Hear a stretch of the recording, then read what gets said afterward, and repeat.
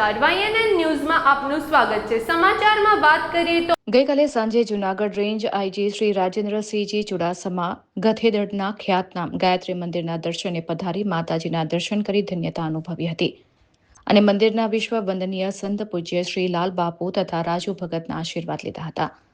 આ પ્રસંગે સ્થાનિક પત્રકારોને ડીઆઈજી રાજેન્દ્રસિંહ ચુડાસમાએ જણાવ્યું કે પૂજ્ય લાલ બાપુના દર્શને હું અવારનવાર આવું છું। પૂજ્ય લાલ બાપુ એક પરોપકારી સંત છે। તેમના દર્શન કરવાથી અલૌકિક આનંદ મળે છે અને નવી ઉર્જાનો સંચાર થાય છે। તેને કારણે અહીં અવારનવાર આવવાનું મન થાય છે। આ પ્રસંગે ચુડાસમા સાહેબ સાથે રાજકોટ જિલ્લા ભાજપના આગેવાન અને ભાયાબદરના સેવાભાવી ક્ષત્રિય આગેવાન તથા સમાજના કાર્યદક્ષ પ્રમુખ ઇન્દ્ર વિજયસિંહ ચુડાસમા તથા ભાલ વિસ્તારમાંથી ગુજરાત ચુડાસમા રાજપૂત સમાજના પ્રમુખ જયવીરસિંહ ચુડાસમા, પૂર્વ પ્રમુખ વિરમદેવસિંહ ચુડાસમા, ઉપપ્રમુખ મહાવીરસિંહ ચુડાસમા, પરાક્રમસિંહ ચુડાસમા, અનિરુદ્ધસિંહ ચુડાસમા, દિલીપસિંહ વાઘેલા સહિત વિક્રમસિંહ ચુડાસમા, જયેન્દ્રસિંહ ચુડાસમા વગેરે આગેવાનોએ પણ માતાજીના દર્શન કરી પૂજ્ય લાલ બાપુ અને પૂજ્ય રાજુ ભગતના આશીર્વાદ લીધા હતા। રિપોર્ટર નીલમ બોલુ રાઠોડ, ઉપલેટા। ગધેદર મુકામે પૂજ્ય લાલ બાપુના દર્શન માટે આવ્યા।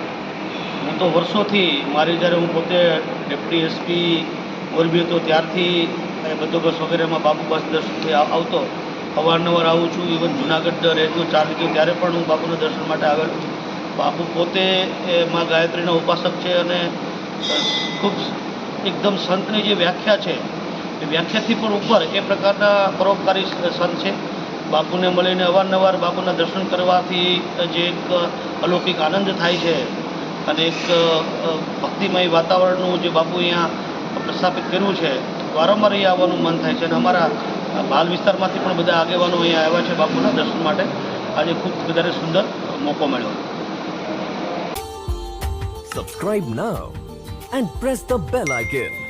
Never miss an update.